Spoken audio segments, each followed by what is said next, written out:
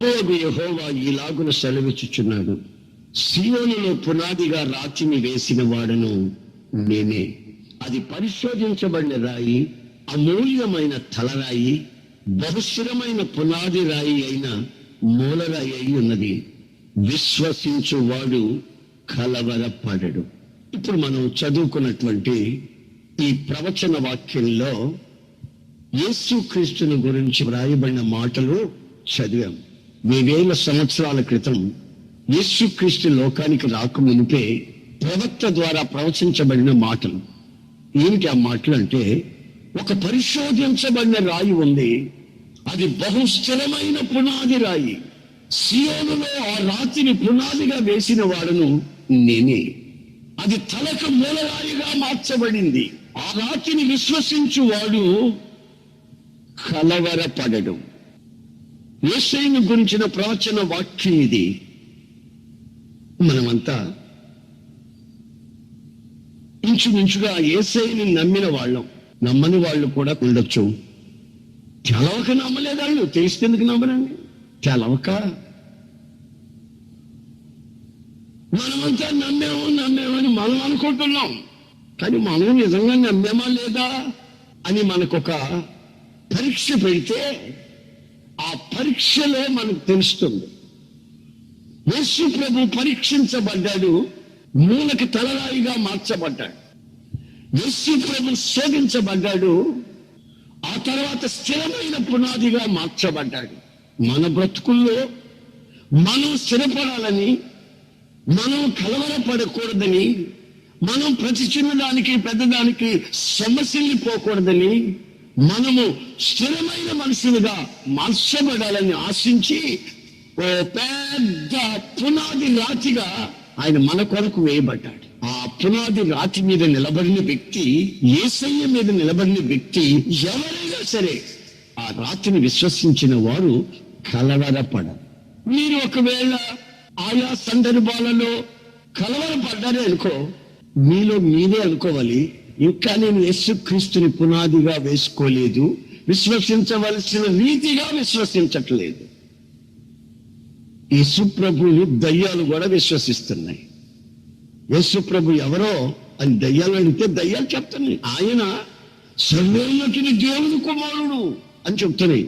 విశ్వసిస్తున్నాయి. తన చెడు గుణాలు మానుకోలేదు, కానీ విశ్వసిస్తున్నాయి. మీలో అనేకులు ఒకవేళ ఈ స్థితిలోనే ఉన్నారేమో. యేసుక్రీస్తు దేవుడని విశ్వసిస్తున్నారు, కానీ కలవరపడుతున్నారు. ఎందుకని? లేఖనం అంటుంది, విశ్వసించిన వారు కలవరపడరు. మన జీవితాలలో కొన్నిసార్లు కొన్ని విషయాలు చూసామనుకోండి కళ్ళతో, మనకు ఆ విషయాలు కలవరం లేపకుండా ఉండలేము, మనం కలవరపడకుండా ఉండలేము. కొన్ని కళ్ళతో చూసిన విషయాలండి. అలాగే కొన్ని విషయాలు చెవులారా వింటాం. కళ్ళబొల్లి మాటలు కావు, వాస్తవాలే వింటాం. విన్న వెంటనే మన జీవితం అంతా కలవరాల మధ్యలోకి రాక తప్పదు. అయితే నీవు విశ్వసించవలసిన రీతిగా యేసయ్యని విశ్వసిస్తే నీవు కలవరపడవు అని బైబిల్ చెప్తుంది. కొన్నిసార్లు కొంతమంది మనతో సవాళ్లు చేస్తారు, ఛాలెంజ్ చేస్తారు, మనతో అనవసరంగా పోటీ పడతారు. ఆ పోటీల మధ్యలో మనం నిలబడగలమో నిలబడలేమో, ఒకవేళ తొట్టిల్లిపోతామేనని కంగారుతో మన హృదయం కలవరపడే అవకాశాలు కలుగుతాయి. కానీ విశ్వసించిన వారు కలవరపడరు. అవి మనతో పన్నెం కాస్తున్న విషయాలే కానివ్వండి, మన చెవులారా విన్న విషయాలే కానివ్వండి, మనం కళ్ళారా చూసిన విషయాలే కానివ్వండి, కలవరపడరు. ఆయన యందు విశ్వాసం ఉంచిన వ్యక్తులు. బైబిల్లో ఒక సంగతి జరిగిందండి. అదేంటంటే, దైవజనుడు, ఆయనకు ఒక శిష్యుడు, వాళ్ళిద్దరూ కొండ మీద ఉంటున్నారండి. ప్రార్థన చేసుకుంటూ అక్కడ వాళ్ళ కాలాన్ని దేవునితో గడుపుతున్నారు. ఓ రోజు తెల్లవారుతూ ఉండగా శిష్యుడు పరిగెత్తుకుంటూ వచ్చి ప్రార్థన చేసుకుంటూ ఉన్నటువంటి గురువు దగ్గరికి, అయ్యా, ఇంకేముంది, నేను కళ్ళారా చూశానయ్యా. ఏం చూసావు? ఓ గొప్ప సైన్య సమూహం, సిరియా వాళ్ళు రథాలతో గుర్రాలతో వచ్చేశారు, మన ముట్టలు వేసేసారు, ఇక అయిపోయింది మన పని అని కలవరపడి కంగారు పడిపోతున్నాడు. అదో రకమైన భయాందోళన చేత కలవరపడిపోతున్నాడు. అయితే ఈ విషయాన్ని విన్న గురు ఏ మాత్రం తొలకలేదు, అలా ఉంటున్నాడు. అంతా చెప్పనిచ్చి, ఇదిగో నీవు ఆ సైన్యాన్ని ఎప్పుడు చూసావు? అదే మీరు తెల్లవారు చూశారు. మన ఇద్దరిని పట్టుకునేదానికి ఒక దేశపు సైన్యం అంతా వచ్చింది. అది మన శక్తి. ఆమేన్. మన శక్తి అదిరా. మన శక్తి ఎంతో తెలుసా? ఒక దేశ సైన్యాన్ని గడగడలాడించేంత శక్తి మనది. అయితే నేను గత రాత్రి వాళ్ళని చూడలేదా? అబ్బాయి చూడలేదండి. మరి ఎప్పుడు చూసావు? ఇప్పుడే తెలవలేదండి. నేను అటు ఇటు చూస్తున్నానండి. ఈ శత్రువు నా కళ్ళ కనబడ్డా. నువ్వు అటు ఇటు ఎందుకు చూసావురా? నాతో ప్రార్థనలో ఉండకపోయావా?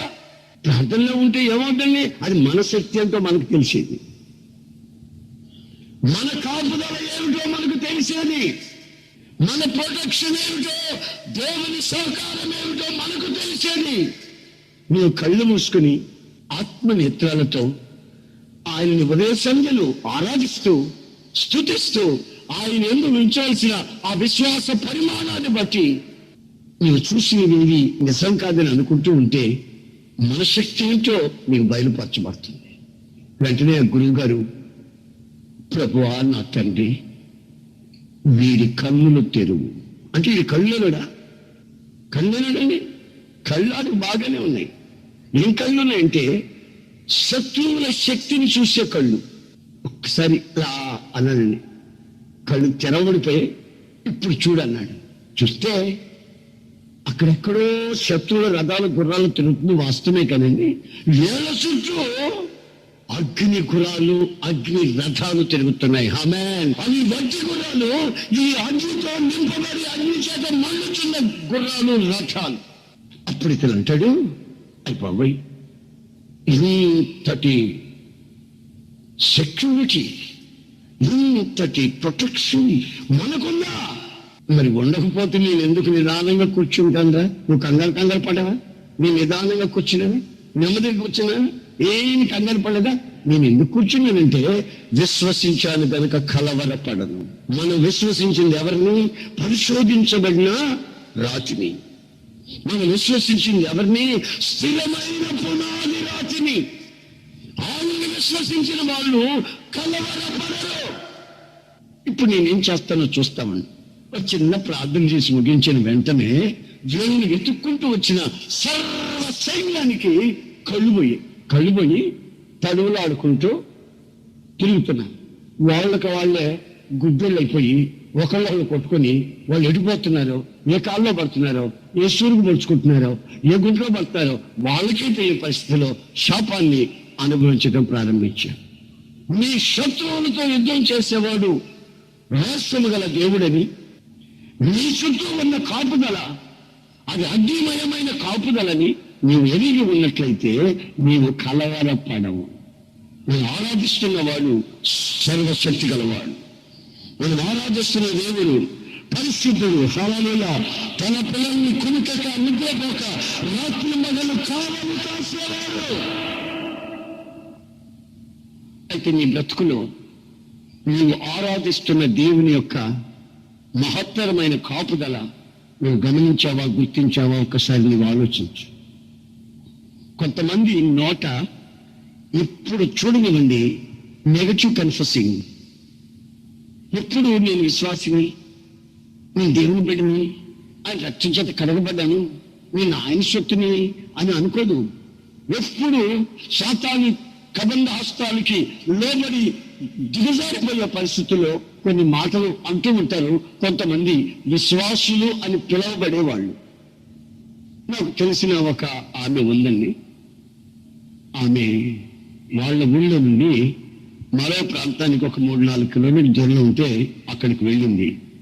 అక్కడికి వెళ్ళిన తర్వాత చిన్న పని మీద అక్కడ అందరికి మసూచి ఒళ్ళంతా పోసి అదో రకంగా బాధపడుతూ చాలా మందికి అలా ఉండటం గమనించింది.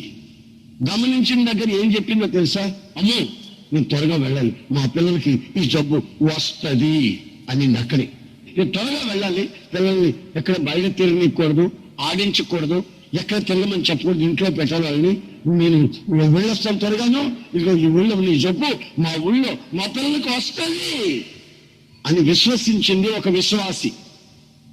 తర్వాత ఇంటికి వచ్చింది, పిల్లల్ని పిలిచింది, చొక్కాలు పైకెత్తి చూసింది, వాళ్ళకి రాల, వాళ్ళు బాగా ఆడుకుంటున్నారు ఆరోగ్యంగా, తిన్నగా ఇంట్లోకి తీసుకెళ్ళింది, వాళ్ళకి మంచాలు వేసింది, పడుకోబెట్టేసింది, దుప్పట్లు కప్పేసింది. ఇక గంటకు ఒకసారి 2 గంటలకు ఒకసారి వచ్చిందా లేదా అని చూస్తుంది. ఒక విశ్వాసి అయితే ఏం చేయాలి తెలుసా? ఆ విశ్వాస పరిమాణమును బట్టి ఊరంతా ఉన్న మా ఇంట్లోకి అది ఆ దయ్యము రాదు, ఆ రోగము రాదు అని విశ్వసించి కలవరపడకూడదు. దాన్ని అంటారు హోలీ ఫెయిత్. మీరు విశ్వసించు అతి పరిశుద్ధమైన విశ్వాసం, ద మోస్ట్ హోలీ ఫెయిత్, మహా ఉన్నతమైనటువంటి విశ్వాస పరిమాణం. విశ్వసిస్తున్నాను, నమ్ముతున్నానంటే కాదు, ఆ నమ్మకాన్ని నోటితో కన్ఫెస్ చేసి ఒప్పుకుంటూ ఉండాలి. ఈయన అక్కడి నుంచే ఒప్పుకుంటూ వస్తుంది. ఏమని? నా పిల్లలకు వస్తుంది, నా పిల్లలకు వస్తుంది, నా పిల్లలకు వస్తుంది, నా పిల్లలకు వస్తుంది. ఆ దిశగా పడుకోబెట్టాను, ఆ దిశగా దుప్పలు కట్టాను, వచ్చిందా లేదా అని చూస్తున్నాను. ఇక తెల్లవారేసరికండి అందరికి మసూచి వచ్చి ఉంది. మరి దేవుని బిడ్డ కోరుకుంటే ఆయన ఇవ్వకుండా ఉంటాడా? విశ్వాసులైన మీరు మీ పిల్లల విషయమే కానివ్వండి, మీ వ్యాపార విషయమే కానివ్వండి, మీరు విశ్వసించిన దానికి ప్రతిగా మీ నోట మీ వాక్కును కనిపించాలి. మీ వాక్కు చాలా విలువైన వాక్కు. విశ్వాసి నోట వచ్చిన మాటని ఆయన ఆలకిస్తాడు, ఆ మాటని ఆయన ఘనపరుస్తాడు. కనుక నువ్వు విశ్వసిస్తున్నది ఏమిటి? విశ్వసించి మాట్లాడుతున్నది ఏమిటి? నేను ఒప్పుకోడు విశ్వాస సంబంధమైన పరిధిలో ఆ మహాపరిశుద్ధమైన విశ్వాసానికి ప్రతీకగా నీ నోట వీలైన మాట రావాలి. మీ పిల్లల్ని చూసుకోవడం మీరు ఏమనుకోరు తెలుసా? నీకు పెళ్లి కాదు అని అన్నావో దేవుడు అక్కడ ఆమె అంటాడు. ఇక నీ జీవితంలో నీ కూతురికి పెళ్లి నువ్వు చేయలేవు, నేను చనిపోతుంది, నీకు పెళ్ళైపోద్ది అని తల్లిగా తండ్రిగా ఒక విశ్వాసిగా నీ నోట ఆ ఒప్పుకోలు రావాలి. అన్ని అంటారు, యేసయ్యని ఎరగిన వాళ్ళు అంటారు, లోకులు అంటారు, నేను యేసయ్యని విశ్వసించావు కనుక కలవరపడకుండా మంచి ఒప్పుకోలు, నెగటివ్గా కాదు పాజిటివ్గా, నీ మంచి మనస్సాక్షిలో నుంచి మంచి ఒప్పుకోలు నువ్వు ఒప్పుకున్నట్లయితే ఆ దిశగా నీ కుటుంబానికి, నీ పిల్లలకి, నీ వ్యాపారానికి ఆయన ఆశీర్వాదాన్ని పలికి ఆమేన్ అంటాడు. వ్యాపారం ప్రారంభించక మునిపే యశ్వర గారు తడబడుతుంది. ఇప్పుడు 3 వ్యాపారాలు అయిపోయినాయి, ఈ 4వ వ్యాపారం అండి, ఇంట్లో నష్టం వచ్చేస్తుంది ఏమో, ఈ వడ్డీ కట్టలేని ఏమో, దీంట్లో అయిపోతానేమో, ప్రార్థన చేయండి బాబు, ప్రారంభించక మునిపే అలా 3 వ్యాపారాలు జరగడం సక్సెస్ కాలేదు. ఈసారి ప్రార్థన చేయండి, దేవుడు చేయని వాళ్ళు నాకు ఇది, నా అప్పులు తీరాలి, నా కుటుంబం చక్కబడాలి. ఒకప్పుడైతే తాగోతుని ప్యాకెట్ కానీ ఆ కొప్పకి తిరిగేవాడిని. మరి ఈ రోజున ప్రభువులో ఉన్నాను కనుక నాకు ఈ వ్యాపారం ఆశీర్వదించబడాలని ప్రార్థన చేయండి, నేను ఒక మంచి స్థితికి రావాలి అని కోరుకుంటే ఆ దిశగా దైవజనుడు ఆశీర్వదిస్తే దేవుడు ఆమేన్ అంటే ఆ వ్యక్తికి అది అక్షరాల నెరవేర్చబడి శరీర సంబంధమైన మెటీరియల్లో ఉన్నటువంటి ఆశీర్వాదాలే కాక ఆధ్యాత్మికమైన ఆశీర్వాదం కూడా తనకి కలిపి ఇవ్వబడుతుంది. ఆ దిశగా మీరు నోట పలికేదానికి విశ్వసించండి. మీరు నమ్మడం పెద్ద కార్యం ఏం కాదు, కానీ మీ నోట వస్తున్నటువంటి ఆ విశ్వాస పరిమాణమును బట్టి వచ్చే కన్ఫెసింగ్, ఆ ఒప్పుకోలు ఎలా ఉందో పరీక్షించాలి. శిష్యుడు కళ్ళారా చూశాడండి. గురువుతో కాసేపు ప్రార్థనలో ఉండి ఏమి చూసేవాడు కాదు. దేవుని సన్నిధిలో కూర్చుని మోకాళ్ళ అనుభవంలో ఆయన విశ్వసించే విశ్వాసపు పరిమాణాన్ని బట్టి ఆయన్ని చూస్తూ ఆయన పరిశోధించబడ్డాడు కదా, ఆయన శోధించబడ్డాడు కదా, ఆయన మొదలైగా మార్చబడ్డాడు కదా. ఆయన్ని విశ్వసించక ఈ లోకంలో సంగతులను విశ్వసించావంటే నీలో కలవరాలు రాక తప్పదు. నువ్వు విశ్వసించి ఉన్నావు అనుకోవడం నీ భ్రమ. నువ్వు ఇంకా విశ్వసించలేదు అని అర్థం. మరి మీరు విశ్వసించారో లేదు నాకు తెలియదు. యేసుని విశ్వసించే వాళ్ళ పరిస్థితులు, వాళ్ళ స్థితిగతులు వేరువేరుగా కనిపిస్తాయి. వాళ్ళ క్రియాపూర్వకమైన అనుభవాల్లో, వాళ్ళ లోటుతో ఒప్పుకోల్లో గుర్తించవచ్చు. రెండోది, అక్కడ మరొక మాట కూడా నేను చెప్తున్నాను. విశ్వసించే వాళ్ళు చెవులార విషయాన్ని విన్నా సరే అది అబద్ధం, విన్నదే అబద్ధం. యేసయ్య వాక్కు వాస్తవం, నిజం గనుక నిజాన్ని నమ్మకుండా అవాస్తవమైనది ఒకవేళ నువ్వు వినొచ్చండి, అది నిజమే కావచ్చు, కానీ విశ్వసించవలసింది ఆ సమయంలో యేసయ్య మాట, వినవలసింది ఆ సమయంలో యేసయ్య నీకు చెప్పిన మాట, జ్ఞాపకం చేసుకునవలసింది యేసయ్య మాట. ఒక వ్యక్తి ఉన్నాడండి, అతను యథార్థవంతుడు, దేవుని యందు భయం కలిగిన వాడు. దేవుడు చెప్తున్నాడు అతని గురించిన సాక్షి. యోబు అంటారు ఆయన. అనే అవి పండుగ రోజులు. దాన్ని ఇంటికి తీసుకుని వచ్చి కొత్త పిండి వంటలు చేసుకుని కుటుంబాలు ఆనందించి పరవశించే రోజులు.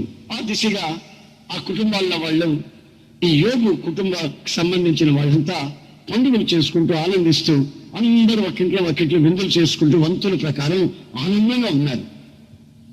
సడన్ గా ఒకడు పరిగెత్తుకుంటూ వచ్చాడండి.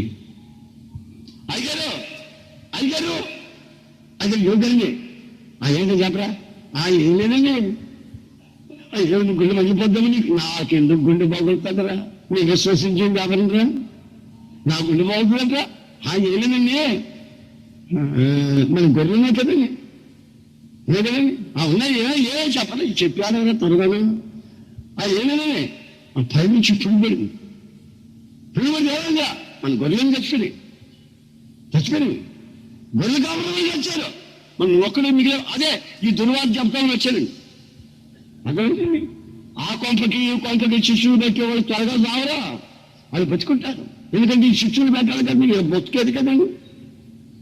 కావాలంటే మీరు గమనించండి, ఒక్కొక్క తల్లి ఏడుస్తూ ఉంటుంది. అయ్యా ఇది అప్పుడే చచ్చుంటే బాగుండేది, అయ్యా ఇది 10 ఏళ్ళప్పుడు జబ్బు వచ్చింది, అప్పుడు చచ్చుంటే బాగుండేది, పేరపోయాడు బాబు, ఇప్పుడు దాకా బతుకున్నాడు అయ్యా, మీరు కొరకు ప్రార్థించి. ఒక తల్లి అడుగుతుంది.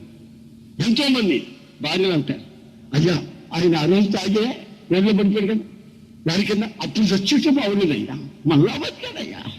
ఎందుకు? మళ్ళీ ఇంకొక దుర్మార్గమైన పని చేసేదానికి బతికేది.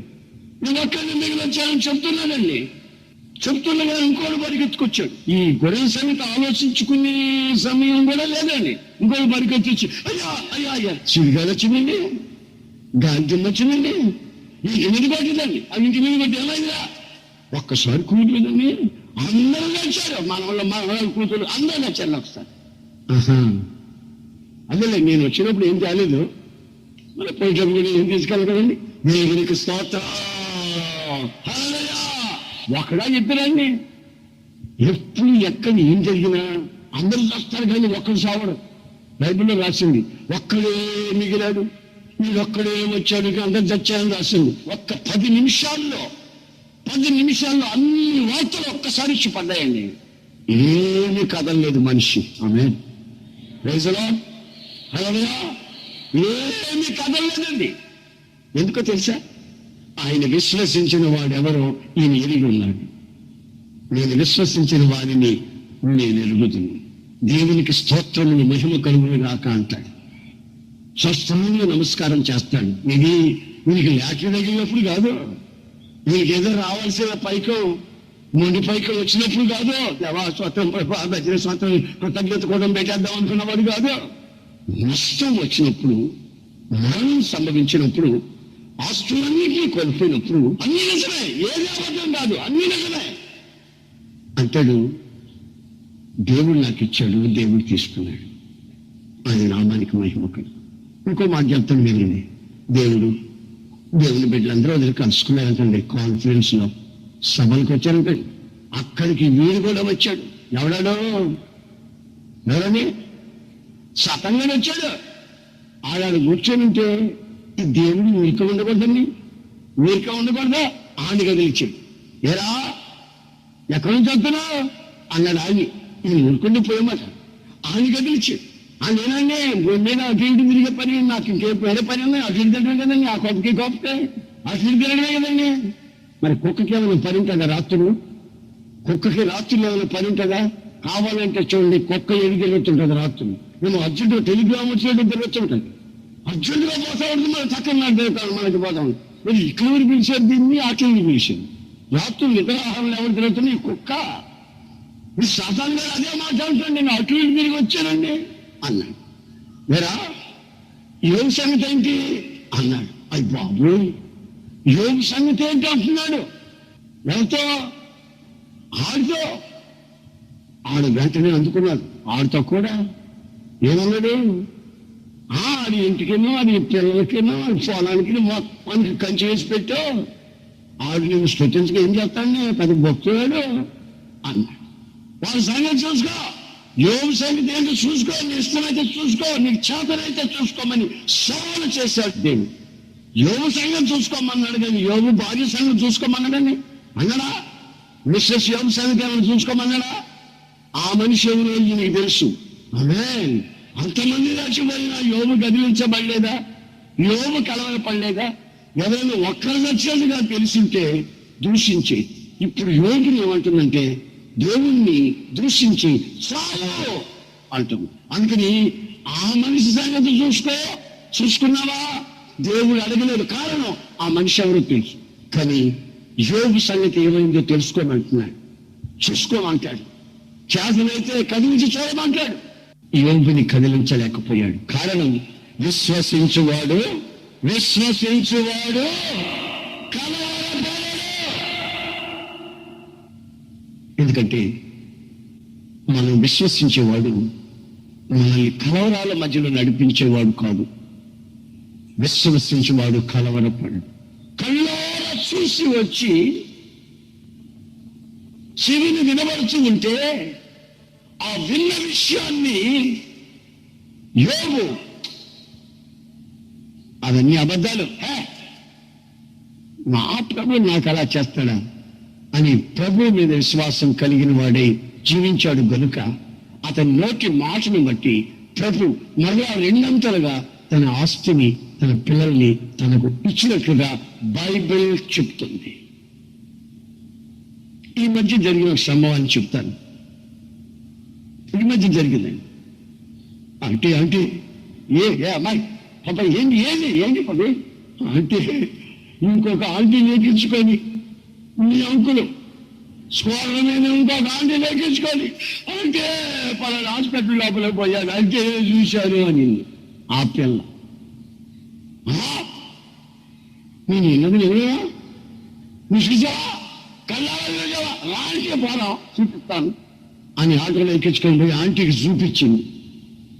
నేనే వాళ్ళకి తెలియకుండా, భర్తకి తెలియకుండా చూసి కిటికీలో చూసి నిజమైన వాస్తవమని నిరూపించుకుని మళ్ళీ ఇంటికి వచ్చేసింది. ఇంటికి వచ్చింది చూడండి బాబు, అది ఇల్లండి, ఇల్లుగా ఉందా?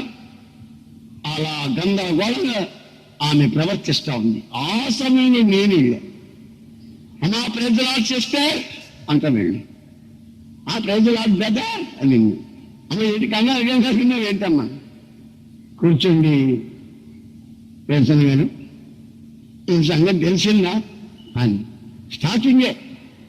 మీకు మళ్ళీ ఏదే ఆలోచన ఏం లేదు, ఇక అదే స్టార్ట్ చేస్తాం.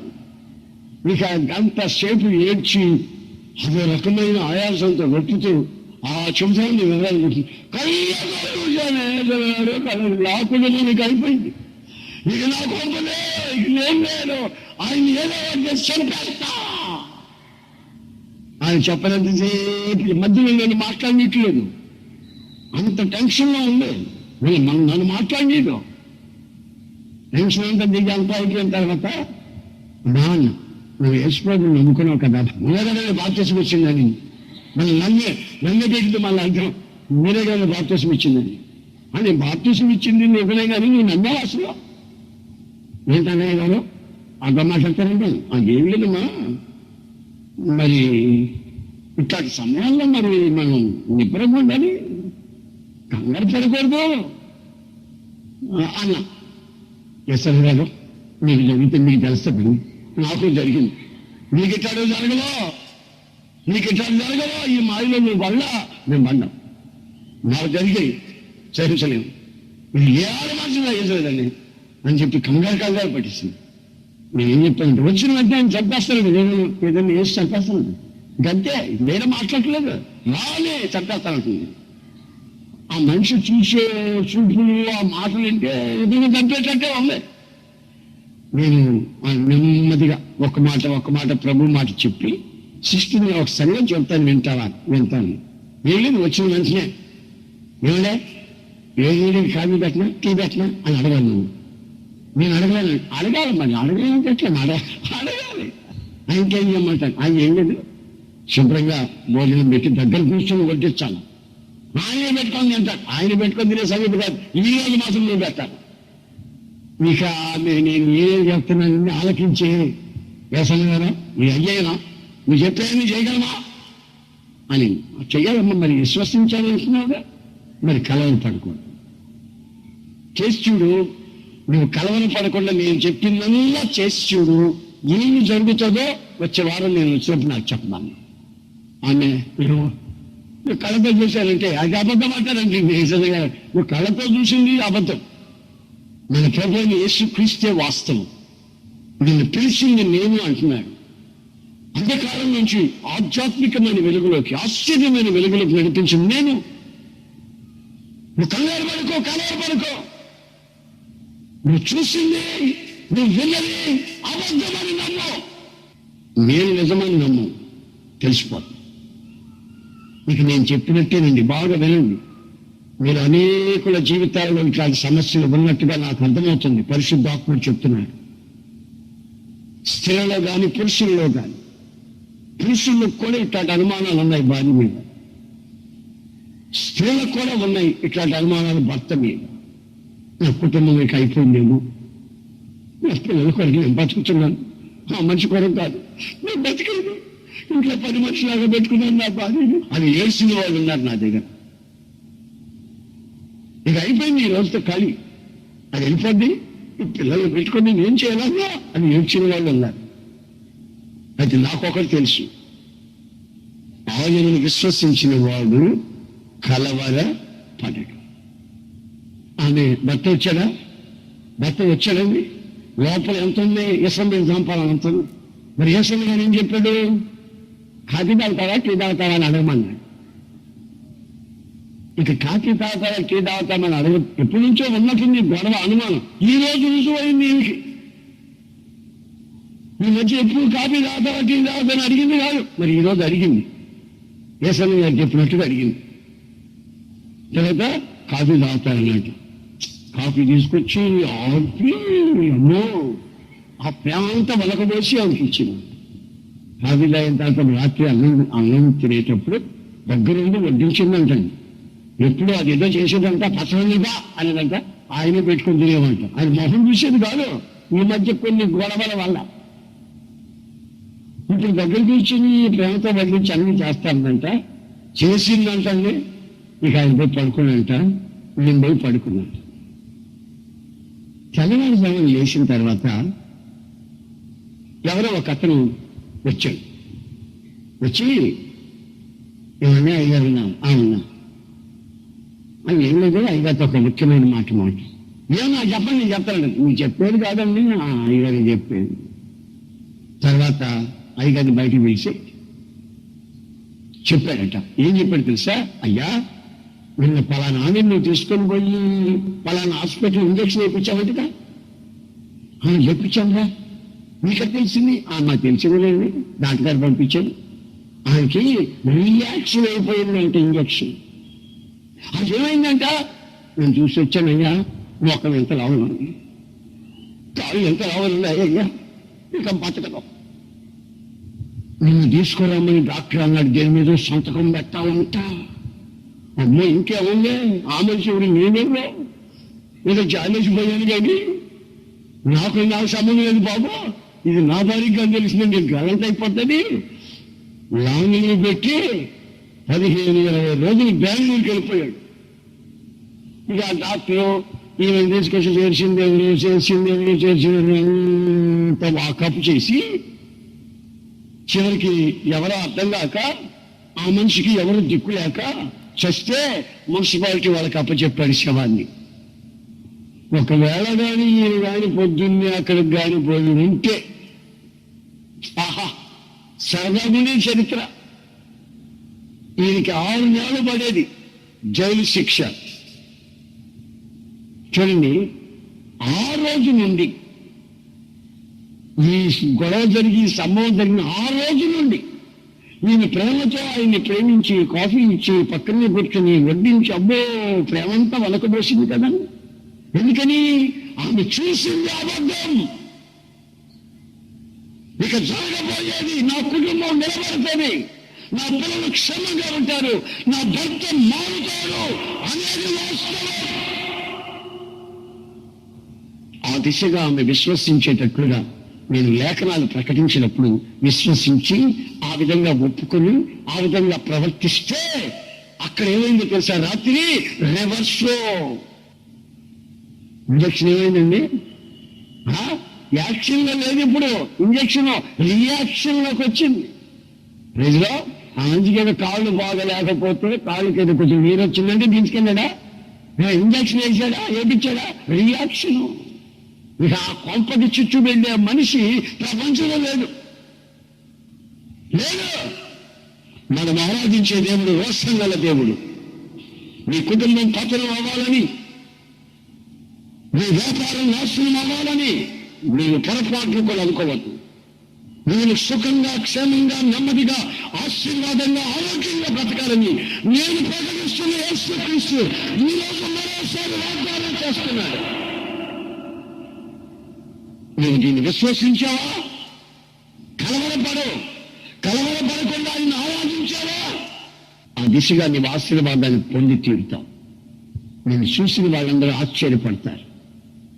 పలానా సమయం జరిగినప్పుడే ఈ కొంప ఆరిపోయిందని, ఆ పిల్లలకు ఎలాంటి అయిపోయారని, భార్య విషయంగా అది చచ్చిపోద్దని అనుకున్నాం. కానీ ఈ కుటుంబం కలకలకలాడుతూ చిగురించి ఫలించి పుష్పిస్తుంది. ఏమిటి సంగతి? ఆ ఇంట్లో ఉన్న వాళ్ళు ప్రభువైన యేసుక్రీస్తుని విశ్వసించారు గనుక కలవరపడలేదు. అందరూ చూసినవి అబద్ధాలయ్యాయి. యేసుని విశ్వసించిన ఆ విశ్వాస పరిమాణం నిజమైంది. ఆ దిశగా నిన్ను ఆశీర్వదించుటకు ఆయన కోరుకుంటున్నాడు. ఆయన దయా కిరీటం చేత నిన్ను నింపి ఆయన కనికరాన్ని నీ జీవితంలో ప్రసరింపచేసి నీ వ్యక్తిత్వానికి ఘనత మహిమ కలుగునట్లు చేయాలని ఆయన కోరుకుంటున్న రాత్రి ఈ రాత్రి. ఆయన మాట ఇచ్చి మార్చుకునేవాడు కాదు. నమ్మదగిన దేవుడు, మేము ఆరాధిస్తున్న దేవుడు నమ్మదగిన వాడు. నా జీవితంలో ఎన్నెన్నో చేశాడు, నిన్ను నీకు చేయబోతున్నాడు నేను చెప్పను. ఇన్ని చేసిన ఆయన కదలని వాడు, నన్ను కదలేవాడు, నన్ను స్థిరపరచగలవాడు. పాపపు దొంగ ఊగిలో దిగిపోతున్నప్పుడు నా హస్తాన్ని పట్టుకుని పైకి లేపాడు, బండ మీద నా పాదాలు స్థిరపరిచాడు. ఈ రోజు వరకు తొట్టులకుండా కాపాడుటకు ఆయన శక్తిమంతుడు, సమర్థుడు. ఆ దిశగా మీ జీవితాన్ని కాపాడాలని కోరుకుంటున్నాడు. కొందరిని బాప్తిసం పొందండి అన్నాం అనుకోండి, ఉంటానో ఉండనండి వెళ్తాను కాదు, కొంచెం ఆలోచించుకోను. అంటే బాప్తిసం పొందక ముందే పొందితే నేను ఉంటానో ఉండను నేను అనుమానం. సరే, అదే మారు మనసు పొందమ్మా, మారు మనసు పొందితే నేను ఉంటానో ఉండను సినిమాలో పోకుండా ఒక అనుమానం. నీకు పెళ్లి అన్నాం అనుకో, పెళ్లి చేసుకుంటే కాపురం చేస్తానో చేయను, ఆ మాట మాత్రం అందం. పెళ్ళి ఆచార్యం, పెళ్ళి అయితే సరేనంట. మారు మనసు బంధం అంటే పొందడు, ఉంటానే ఉండను. బాప్తిసం బంధం అంటే ఉంటానో ఉండను అంటాడు. నువ్వు పెళ్ళి అన్నావు అనుకో, చిన్నప్పుడు ఆడుకుని ఆట అనుకుంటున్నాను. పెళ్ళి అంటే జీవిత కాలం అంతా అదో రకమైనటువంటి అనుభూతిని పంచుకునేది. కుటుంబం అనేది ఒక పవిత్రమైంది, వివాహం అనేది ఘనమైంది, విచ్చలవిడిగా తిరిగేది కాదు, నీచానికి తెగించేది కాదు. పాపను అడిగాను, ఏంటమ్మా ఇంత ఘోరం చేసావు? నీ తర్వాత ముగ్గురు ఆడపిల్లలు ఉన్నారు కదా, మరి ఏంటి ఇట్లాంటి పని చేసావు? పనికి వాళ్ళ పని అని అంటే, ఎస్ఎల్ గారు నేను బయట వెళ్ళిపోయాను, నాకు పెళ్లి అవుతుందో నేను బయట వెళ్ళిపోయానండి, అందుకని నా ఇష్టం చేసేసుకున్నాను. మరి మిగతా పిల్లల సంగతి ఏంటి? వాళ్ళకు కూడా పెళ్ళిళ్ళు అవ్వవా? సరే, వాళ్ళకి పెళ్ళిళ్ళు అవ్వని ఈ మనిషి హుషారైపోయి పెళ్లి చేసేసుకోండి. అది ఎవరిని? టీబీ జబ్బు అండి. టీబీ జబ్బు ఉంది వాడికి, ఆయన చేసేసుకుని ఈ అమ్మాయి 4 డబ్బులు సంపాదిస్తని ఆడు మాయ చేశాడు.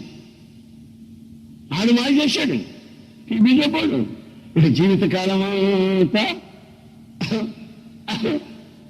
అంటుంటాడు. ఈయన అంటుంటది. ఈమె మనస్సు కోలుకున్నట్లు, శరీరం ఆశించినట్లు, ఒక వయసు ఉరవడిలో తుచ్చమైన అభిలాషలకి ముందుకు సాగే వ్యక్తులు యేసయ్యని విశ్వసించిన వాళ్ళు కాదు. యేసయ్యని విశ్వసించిన వాళ్ళు ఆకాశం వైపు చూస్తారు. నా ప్రభువు యేసుక్రీస్తు శోధించబడిన వాడు. ఇప్పుడు 33.5 సంవత్సరాల వరకు తన యవ్వన దశలో శోధించబడిన వాడు. ఆ శోధించబడిన యేసయ్యని నిలబడిన వాడు శోధించబడిన కలవరపడు. నాకు 17 సంవత్సరాలు వచ్చింది, అప్పుడు ప్రభులోకి వచ్చాను.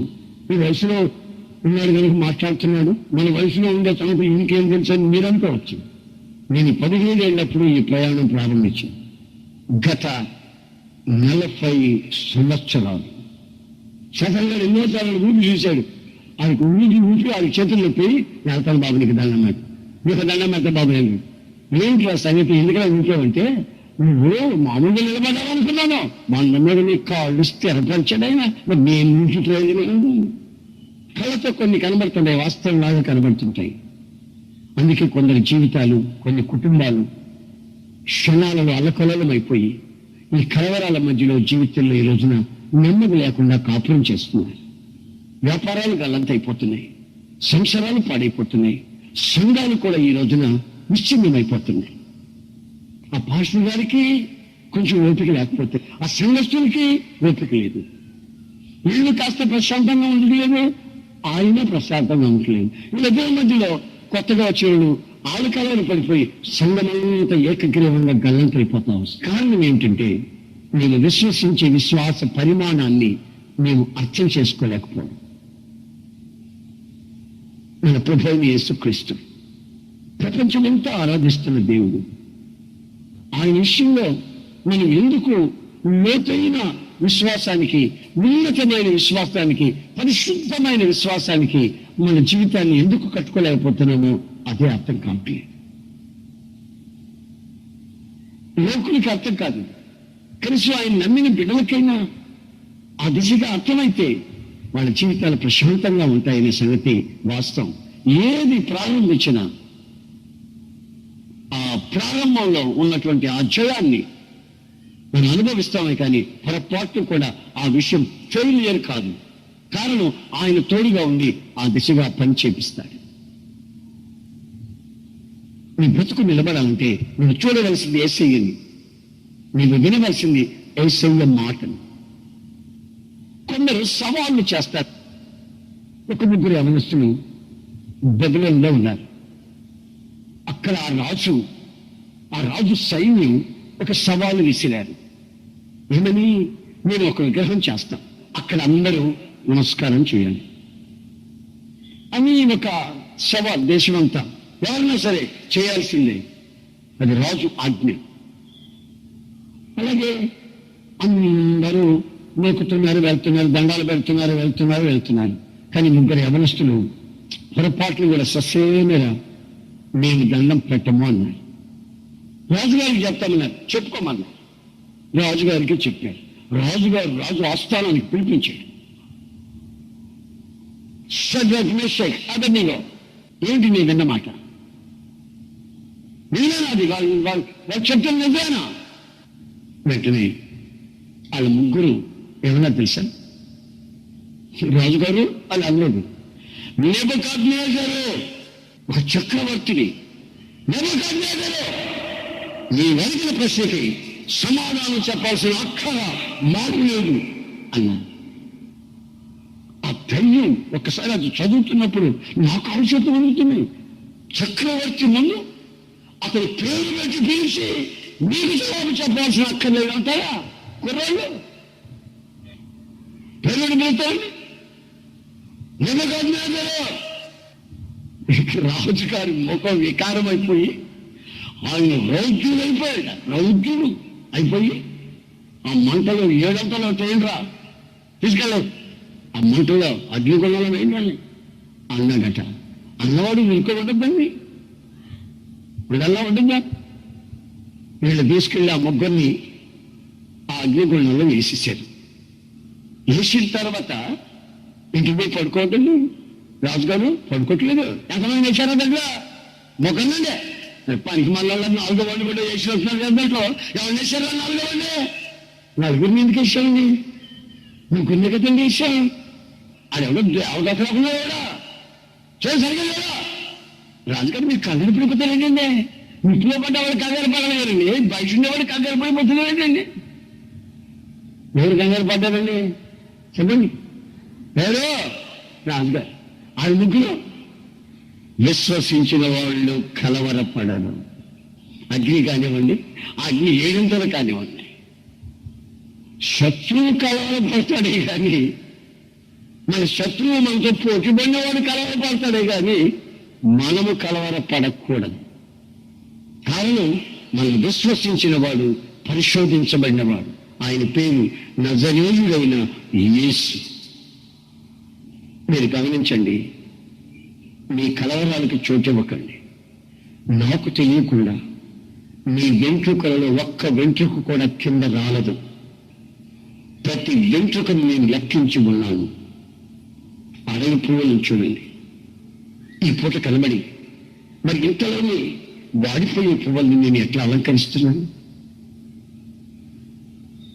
ఎందుకు ఈ కలవరాలు, ఎందుకు ఈ కంగారు? ఆయన పురం కదిలించబడని స్థిరమైన పునాది రాయి. మన అరవే పరిశోధించబడిన మన యేసయ్యకి ఆరాధన చేసే ప్రజలు. సింహాసనాలు తలకిందలు చేయగలిగిన వాడు క్షణాలలో నేను ప్రకటిస్తున్న యేసుక్రీస్తు.